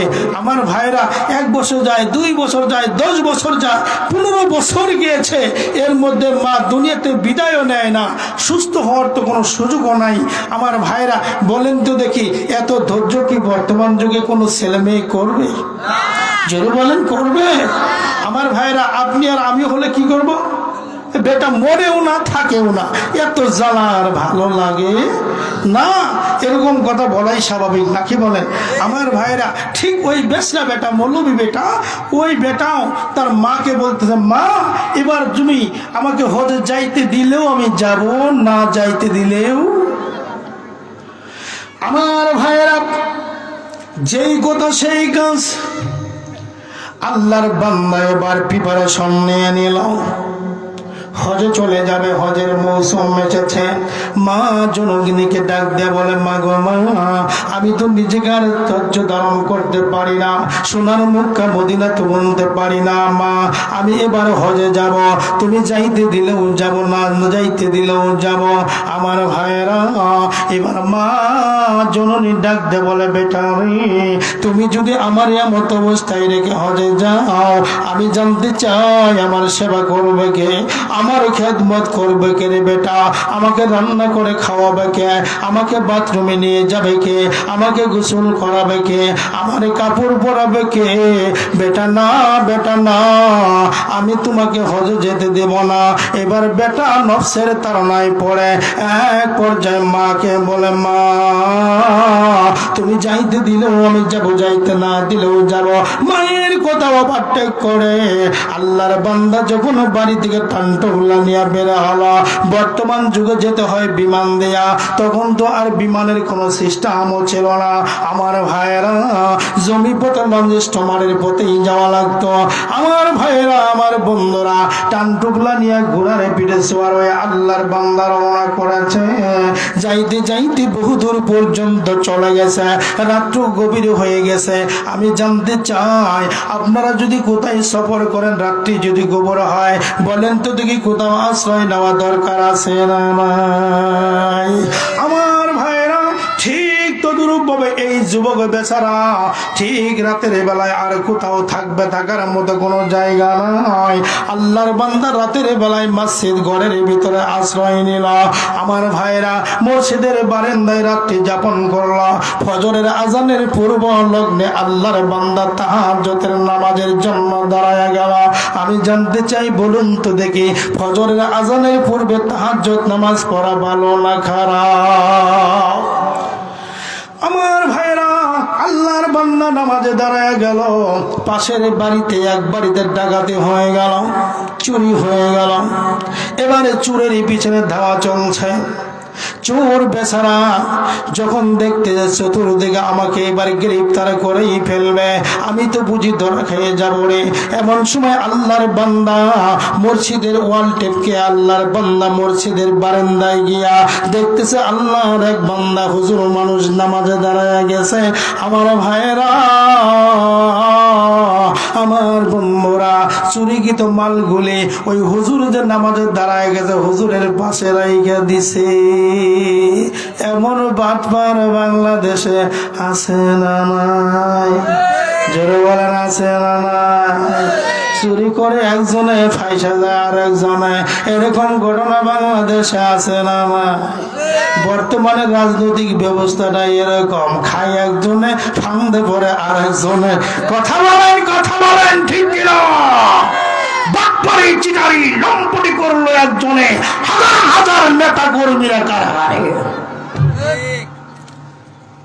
আমার ভাইরা যারা চুরি করছে তারা ধরে পড়ছে, বিষয়টা ভালোই লাগে, ঠিক না?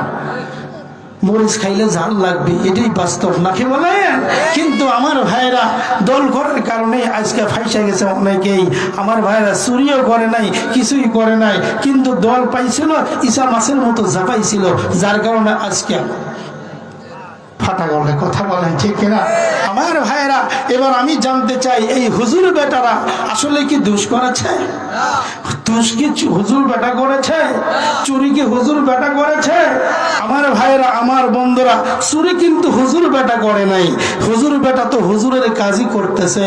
জোরে বলেন, জোরে বলেন। আমার ভাইরা, বাংলাদেশের সিংহ মানব, যার জীবনের ভিতরে কোনো ক্লেম পাওয়া যায় না, যার জীবনের ভিতরে কোনো কলঙ্ক পাওয়া যায় না, তাকে কারাগারে নির্যাতন করে, নিপীড়ন করে, হত্যা পর্যন্ত করা হয়েছে। আমার ভাইরা, যে শাইখুল হাদিস ইবনে শাইখুল হাদিস, যার হুঙ্কারে মানুষের ঈমান জাগ্রত হয়, মানুষের ভিতরে সত্য এবং ন্যায়ের স্পৃহা বৃদ্ধি পায়, এই মানুষটাকে পর্যন্ত কিসের একটা মোবাইল চুরির অপবাদ দিয়া, যার কোটি কোটি টাকা ব্যাংক ব্যালেন্স, সেখানে একটা বাটন মোবাইল চুরি করবে। কথা বলেন ঠিক না? আমার ভাইয়েরা, আমার বউনে আমি স্কুটে গেলাম, তোমার বিরক্ত লাগলো, আর তুমি ফাঁসায় দিয়া যা ইচ্ছা তাই করেছো। আমার ভাইয়েরা, ধরে আল্লাহ ধরে না, ধরে যখন ছাড়ে না। রাগ করতেছেন? মন খারাপ করতেছেন? আমি কি রাজনীতি করেছি? কারো নাম বলেছি? যাহা সত্য তাই বলেছি। মন খারাপ হচ্ছে বেজা? আমার ভাইরা, চুরি করলে একজনে, ফাইসা গেল আরেকজনে। কথা বলেন ঠিক কিনা? আমার ভাইরা, চোর বেসরা বেটা তো পালাই গেছে, ফেসে গেছে মুসল্লি বেটা। জোরে বলে। আমার ভাইরা, চোর চোর চোর গেল কই, সবাই খোঁজাখুঁজি করতে করতে যখন আল্লাহর বান্দারা সকলেই মসজিদের দ্বার প্রান্তে এসে দেখে আল্লাহর বান্দা এগেতে করেছে চুরি, আবার করেছে সিং চুরি, আবার করেছে লেবাস চুরি। কথা বলেন ঠিক কিনা? আপনাদের সমাজে যদি হয়, মাঠটা বেশি হবে না কম হবে? একেতে করছে চুরি, আবার করছে নামাজের ভান।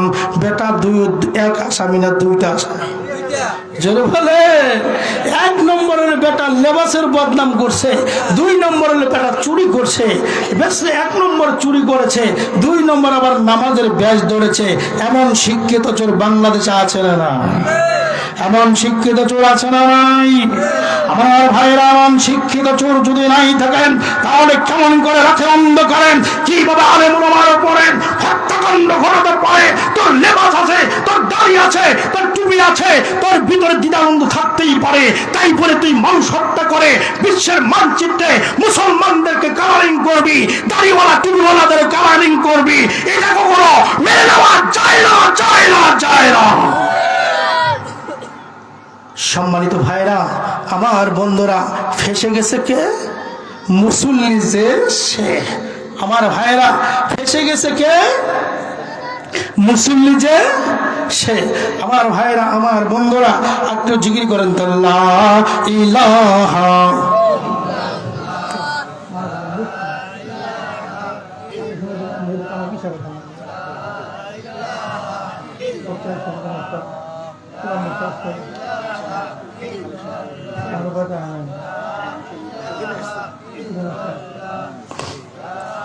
জোরে জোরে লা ইলাহা, ভালো লাগে লা ইলাহা ইল্লাল্লাহ, লা ইলাহা, মধুর কণ্ঠে লা ইলাহা। ডিমগুলি সব একই রঙের, ডিমগুলি সব একই রঙের, পার্থক্য নাই মুঠে, সাদা কালো বাচ্চাগুলি কি করে তা ফুটে। কথা বলেন ঠিক না? ডিমগুলি সব একই রঙের, পার্থক্য নাই মুঠে, ডিমগুলি সব একই রঙের, পার্থক্য নাই মুঠে, সাদা কালো বাচ্চাগুলি কি করে তা ফুটে। লা ইলাহা, ঝংকার দিয়া লা ইলাহা, লা ইলাহা ইল্লাল্লাহু মুহাম্মাদুর রাসূলুল্লাহ। সকলে বলে সাল্লাল্লাহু আলাইহি ওয়াসাল্লাম। আমার ভাইরা, আমি আরেকটা আলোচনা করতে চাই। যেহেতু মাহফিলটা মাদ্রাসার সৌজন্যে, আমার ভাইরা, এই মাদ্রাসা এটা কি আমাদের জানা দরকার আছে না নাই? আমি জানতে চাই এই কুরআনুল কারীমটা নাজিল হয়েছে কোথায়? বলেন বলেন, কুরআনুল কারীম নাজিল হয়েছে কোথায়? আপনারা দেখেছেন? আপনারা মক্কায় গিয়েছিলেন, জাবালে নূরে গিয়েছিলেন, হীরা গুহায় দেখেন নাই? গিয়েছি, দেখেছি, আল্লাহ দেখার তৌফিক দান করেছে, হাজার শুকরিয়া রবের কাছে। আমার ভাইরা, আল্লাহর নবী আলাইহিস সালাতু ওয়াস সালাম যখন দুনিয়ার এই বেমুগতা মানবতা আর তন্ত্রমন্ত্র নিয়ে মানুষ যখন ব্যস্ত, আমার রাসূল হীরা গুহার ভিতরে দানমধ্য হয়ে চিন্তা করে, আল্লাহ তুমি আমারে কেন দুনিয়ার জমিনে পাঠালা? কি কারণে পাঠালা? আমাকে কি করতে হবে? আল্লাহ আমি কি করব কিছু বুঝি না। আল্লাহ রাব্বুল আলামিন আয়াতুল কারিমা নাজিল করে জানায়া দেন, নবী মুহাম্মদ তুমি চিন্তা করো না, টেনশন করো না, আমি রব্বুল আলামিন সমাধান হিসাবে নাজিল করলাম আল কোরআন। সুবহানাল্লাহ বলেন। আমার ভাইরা, আমার রাসূল এই কুরআনুল কারীমটা প্রাপ্ত হলেন গারে হীরার ভিতরে। গিয়েছিলাম যেই গর্তটাকে জাবালে নূর বলা হয়, যারা হজে গিয়েছেন, উমরায় গিয়েছেন, তারা দেখেছেন এই জাবালে নূরের ভিতরে আমার আল্লাহ কোরআন নাজিল করলেন। কোরআন নাজিল করলেন যখন, সমস্ত রহমত আর বারাকা অবতীর্ণ করলেন, তখন জোরে বলেন সুবহানাল্লাহ। আমার ভাইরা, আমার বন্ধুরা, এই কুরআনুল কারীমটা মক্কা নগরীতে নামার কারণে, নাজিল হওয়ার কারণে তামাম পৃথিবীর মধ্যে আল্লাহ রাব্বুল আলামিন এই মক্কা মদিনার দাম বাড়ায় দিলেন। এ পৃথিবীর মুসলমানের একটু গভীরে মনোযোগ দিবেন। এই কুরআনুল কারীমটা আমার নবীর উপরে নাজিল হওয়ার কারণে, আমার নবী ছিল মুহাম্মদ। এই কুরআনুল কারীমটা নাজিল হওয়ার কারণে আমার নবী হলেন মুহাম্মাদুর রাসূলুল্লাহ। জোরে গান সুবহানাল্লাহ। আমার ভাইরা, এই কুরআনুল কারীমটা যে দেশের ভিতরে নাজিল হলো, আমার আল্লাহ সেই দেশের দাম এবং মান বাড়ায়া দিল। যে মানুষটার উপরে কুরআন নাজিল হলো, আল্লাহ রাব্বুল আলামিন মুহাম্মদ থেকে সেই মানুষটাকে মুহাম্মাদুর রাসূলুল্লাহ বানায়া দিল। আমার ভাইরা, আমার বন্ধুরা, ঠিক তদ্রূপভাবে আমার ভাইরা, আমার বন্ধুরা, এই কুরআনুল কারীমটা রাসূলের যুগে যারা গ্রহণ করলো, একটু গভীর মনোযোগ দেবেন। আমার ভাইরা, আল্লাহর নবীর উপর অবতীর্ণ কোরআনের বিধিবিধানগুলি যারা মেনে নিল, কালেমা পড়ে যারা মুসলমান হয়ে গেল, আল্লাহ রাব্বুল আলামিন তাদেরকেও সাহাবী বানায়া দিলেন। আল্লাহ রাব্বুল আলামিন সূরা বাইয়ানার ভিতরে আয়াত নাজিল করে জানায়া দেন, রাদিয়াল্লাহু আনহুম ওয়া রাদু আন। জোরে গান সুবহানাল্লাহ। আল্লাহ রাব্বুল আলামিন বলেন, পৃথিবীর মানুষেরা শোনো রে, আমার কোরআন গ্রহণ করলো যারা, নবীর যুগে ধন্য হলো তারা। আমার কোরআন গ্রহণ করলো না যারা, আবু জাহেল, উতবা, সাইবা প্রমুখ লিডারের জন্ম হলো যারা। আমার ভাইরা, আল্লাহর কোরআন যারাই পেয়েছে তারাই ধন্য হয়েছে।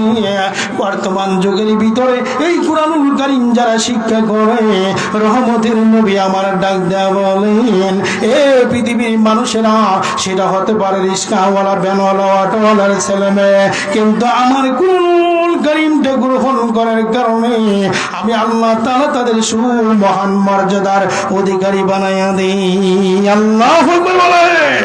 আমার আল্লাহ রাব্বুল আলামিন সূরাতুল মুজাদালা 11 নম্বর আয়াতুল কারীমার ভিতরে ডাক দিয়ে বলেন, ইয়ারফাইল্লাহুল্লাযীনা আমানু মিনকুম ওয়াল্লাযীনা উতুল ইলমা দারাজাত।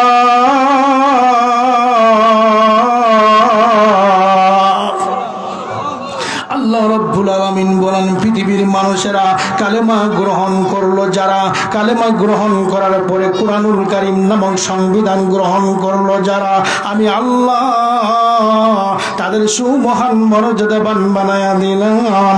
এ পৃথিবীর ভাইরা, আমার বন্ধুরা আমার, এই জন্য দেখা যায় অনেক রিস্কাওয়ালা, ভ্যানওয়ালা, অটোওয়ালা, গরিব মানুষের পোলাপান আল্লাহর কোরআনটা সিনার ভিতরে গ্রহণ করার কারণে দেখবেন এলাকার মেম্বার সাহেব বলে, হাফেজ সাহেব কেমন আছো? এলাকার চেয়ারম্যান ডাক দেয় বলে, হাফেজ সাহেব তুমি কেমন আছো? এলাকার ডিসিএসপি যদি হয় বলে, হুজুর আপনি কেমন আছেন? কথা বলেন ঠিক কিনা? আমার ভাইরা, মানদুত তোমার বাড়ে নাই, মান বেড়েছে আল্লাহর কোরআনটা তোমার ভিতরে গ্রহণ করার কারণে। আমার মুসলমান, এই কোরআনের দ্বারে কাছে আসে যারা, আল্লাহ রাব্বুল আলামিনের কাছে দামি এবং সম্মানিত হয় তারা। আমি আপনাদেরকে একটা এক্সাম্পল দিয়ে যাই, ভালো করে বোঝার জন্য চেষ্টা করুন। আপনার বাড়িতে যদি এই কোরআনুল কারীমের মুখোশটা থাকে, এই কোরআনুল কারীমের মুখোশটার দাম কিন্তু উল্লেখযোগ্য বেশি টাকা না। আমার ভাইরা, সবচেয়ে কম দামি পলিস্টার কাপড় দিয়া কোরআনের মুখোশ বানানো হয়, কিন্তু এই কোরআনের মুখোশটা যদি কারো সামনে জমিনে পড়ে যায়, পৃথিবীর এমন কোন বাপের বেটা নাই ওই কোরআনের মুখোশের উপর পা লাগায়। কথা বলেন ঠিক কিনা?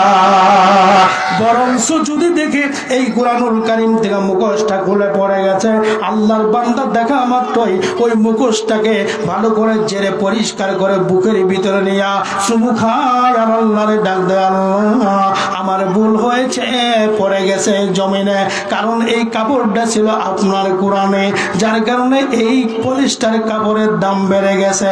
কথা বলেন ঠিক কিনা?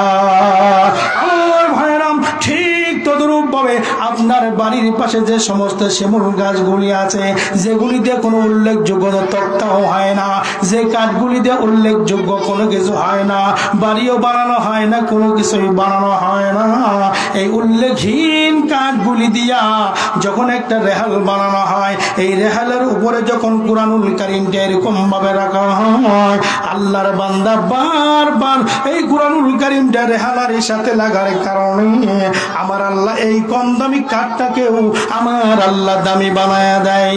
জোরে বলেন সুবহানাল্লাহ। আমার ভাইরা, আমার বন্ধুরা, তাহলে বোঝা গেল কাঠের দাম বাড়ছে কোরআনুল কারীমের সংস্পর্শ লাগার কারণে, কাপড়ের দাম বেড়েছে কোরআনের সংশ্লিষ্টতার কারণে। কথা বলেন ঠিক কিনা? আমার ভাইরা, ঠিক তদরূপ ভাবে বাংলাদেশের সাধারণ গরিব মানুষের একটা বেটা হাফেজ তাকরিম, ছোট্ট একটা বেটা মানুষ। আমার ভাইরা, এই ছোট বেটা তাকরিম মানুষটা একবারে সাইজেও ছোট, আল্লাহর কোরআন তার সিনার ভিতরে লাগার কারণে আমার আল্লাহ এত দামি, এত মানি, এত সম্মানী বানায়া দিছে। আমার সোনার বাংলাদেশের লাল সবুজের পতাকা তামাম বিশ্বের ভিতরে ঝংকার দিয়ে উঠাইয়া আল্লাহর বান্দা বিজয়ের পুরস্কার নিয়া সোনার বাংলাদেশে ফিরে। কথা বলেন ঠিক না? আমার ভাইরা, তাহলে বোঝা গেল এই কোরআনুল কারীমটা যে সেক্টরে যাবে সেই সেক্টরের দাম বাড়াইয়া দিবে, এই কোরআনুল কারীমটা যে মানুষের কাছে যাবে সেই মানুষের দাম বাড়াইয়া দিবে। কথা বলেন ঠিক কিনা? আমার ভাইরা, তাহলে বোঝা গেল এই কোরআন যেখানেই যাবে সেই এলাকারই দাম বাড়ায় দেয়। আমি জানতে চাই আপনাদের এলাকায় যে মোহাম্মদিয়া ইসলামিক মাদ্রাসা হয়েছে, এই মাদ্রাসাতে আল্লাহর কোরআন পড়ানো হয় কিনা? জোরে জোরে জোরে আমার ভাইরা, হয় কি হয় না? তাহলে এই কোরআন যে জায়গার ভিতরে পড়ানো হয়, এটা যদি আপনাদের এলাকায় বা পার্শ্ব এলাকায় হয়, তাহলে সেখানে রহমত আসবে কি আসবে না? দাম বাড়বে কি বাড়বে না? জোরে বলতে হবে, বাড়বে কি বাড়বে না? আমার ভাইরা, এই কোরআন মুসলমানদের সংবিধান। কথা বলেন ঠিক কিনা? আল্লাহর কোরআন আছে যেখানে, মুসলিম আছে সেখানে। কথা বলেন ঠিক কিনা? কোরআন আছে যেখানে, জোরে জোরে কোরআন আছে যেখানে, রাসূলের হাদিস আছে যেখানে, কোরআন আছে মাদ্রাসায়, আমরা আছি কোনখানে? হে ভাই, আপনারা তো স্লোগান দিলেন কোরআন যেখানে আমরা সেখানে। এবার আমি জানতে চাই, কোরআন পড়া হয় মাদ্রাসাতে, আপনারা থাকবেন কোন জায়গাতে? বলেন বলেন, কোরআন যেখানে আমরা সেখানে, নাকি বলেন কোরআনের মাদ্রাসা যেখানে আমরা থাকবো? জোরে জোরে, কোরআন যেখানে আমরা থাকবো, কোরআনের মাদ্রাসা যেখানে আমরা থাকবো, সকালে থাকবেন তো ইনশাল্লাহ? আমার ভাইরা, ক্লিয়ার কাট কথা বলেন, থাকবেন তো ইনশাল্লাহ? মুসলমান কথা